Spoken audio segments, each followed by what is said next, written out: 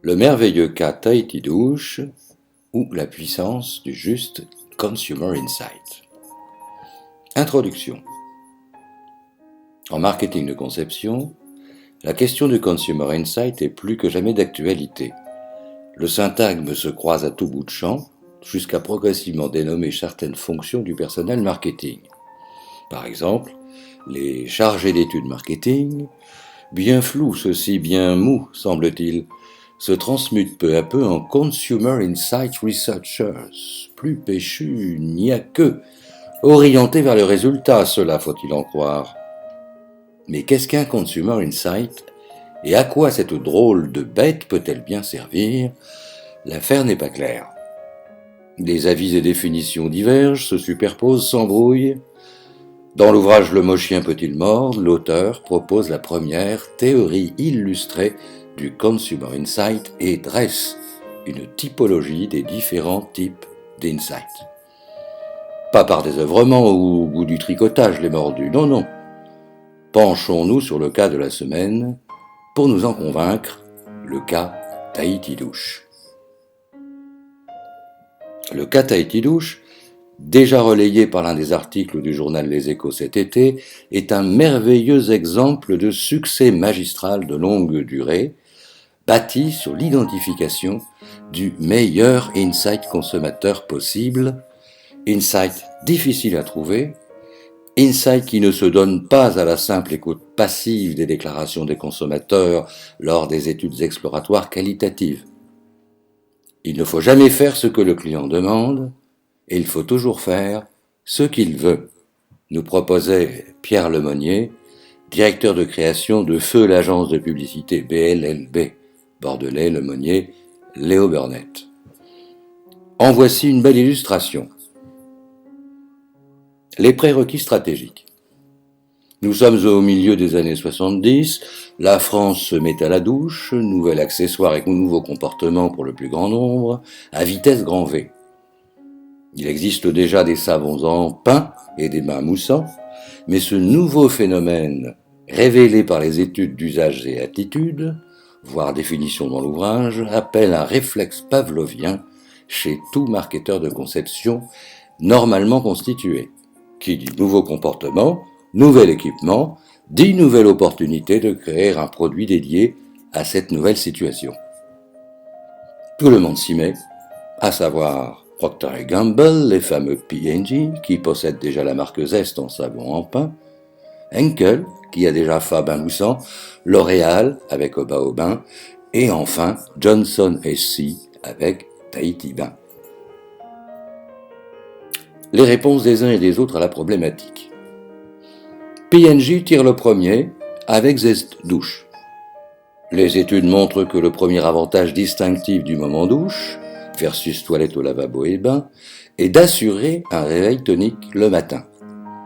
Dont acte, ni une ni deux, P&G adopte la stratégie des sels. Liberté illustrative de l'auteur, comme ces sels d'ammoniac que l'on plaçait jadis et naguère sous le délicat appendice nasal des dames évanouies. Ce sera Zest Douche au citron et ses films publicitaires montrant un homme endormi et bâillant qui s'éveille promptement grâce à Zest, comme sous l'effet d'une bonne gifle. Pour Zest, étrangement, et bien qu'appuyé sur l'insight le plus déclaré, ce que le client demande, CF plus haut, résultat peu probant. Le marché n'est pas significativement créé. Un Henkel d'entrée en scène. Fa, c'est la fraîcheur.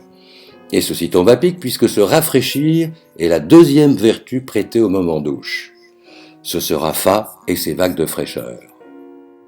Pas davantage de résultats pour créer ce serpent de mer que serait un hypothétique marché du gel douche.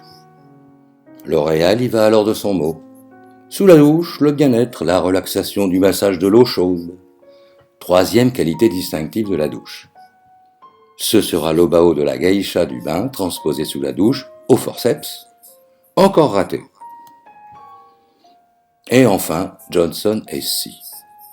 D'accord, le moment douche est associé au matin et donc au réveil.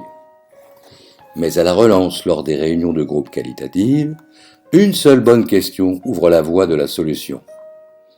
Et ce moment du réveil matinal, comment le vivez-vous? Et évidemment, comme la plupart d'entre nous, pas bien. Ah, rester 10 minutes de plus sous la couette au lieu de se lever pour aller bosser.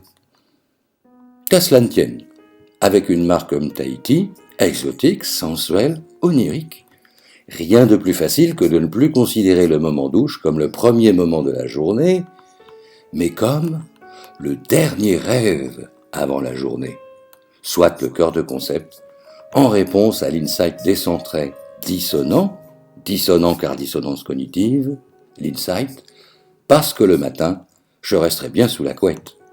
Mais si je ne me lève pas, c'est un coup à me faire virer de mon entreprise. Chaud, humide, à peine translucide et les yeux clos, plus utérin encore que le dessous de la couette, ce moment douche se prête à merveille à une réponse à l'insight, parce que devoir se lever le matin, quelle galère! Ce sera Tahiti douche, ces films psychédéliques directement inspirés de l'interprétation des rêves freudiennes, calés sur le mythe de l'Éden de Carl Gustav Jung. Et ce sera 80% de part de marché pendant plus de 10 ans malgré les contre-attaques décidées des concurrents précités. En conclusion, la proposition de P&G repose sur un consumer insight psychosociologique. Parce que commencer la journée en étant vraiment d'attaque est important. Henkel joue la sensorialité de la fraîcheur, choix qui lui aussi repose sur un insight exprimé. Et enfin, L'Oréal opte pour une réponse à la demande psychologique et sensorielle de bien-être. Ces propositions et analyses sont pertinentes. Elles ont perduré de nombreuses années, et plusieurs d'entre elles existent encore. Elles reposent sur de réels consumer insights qui permettent à ces marques d'occuper une position de challenger, suceur de roue, une analogie au cyclisme, sur une catégorie déjà existante, tirée par un leader, tout comme Dove d'Unilever par exemple pourra le faire plus tard. Mais ces propositions ne reposent pas sur le consumer insight qui décidera les Français à s'équiper d'un produit de plus entre le savon en pain et le bain moussant. Le consumer insight qui fera décoller la catégorie et assurera un leadership durable à Tahiti malgré toutes les initiatives concurrentes.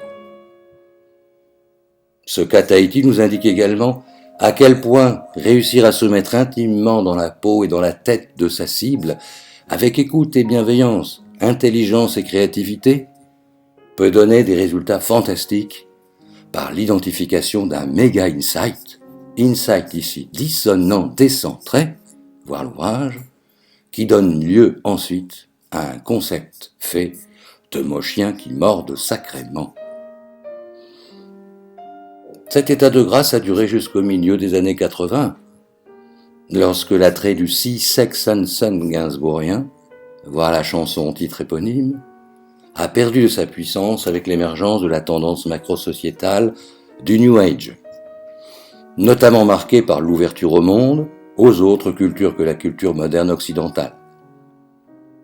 Le postmodernisme New Age a permis à L'Oréal de prendre sa revanche avec le lancement réussi d'Ushuaïa, transcription en gel douche de ce que Nouvelle Frontière a réussi face au Tahiti douche du voyage, Club Med.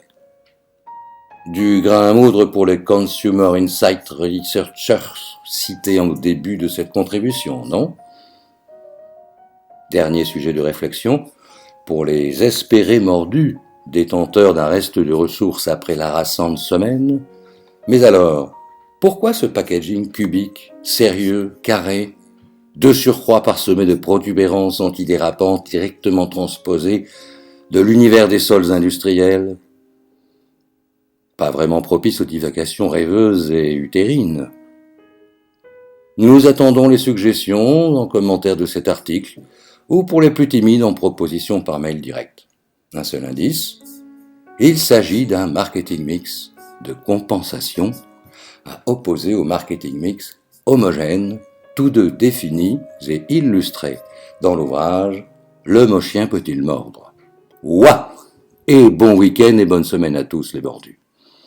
Thierry Trian-Desmarais, Paris, le 4 octobre 2014.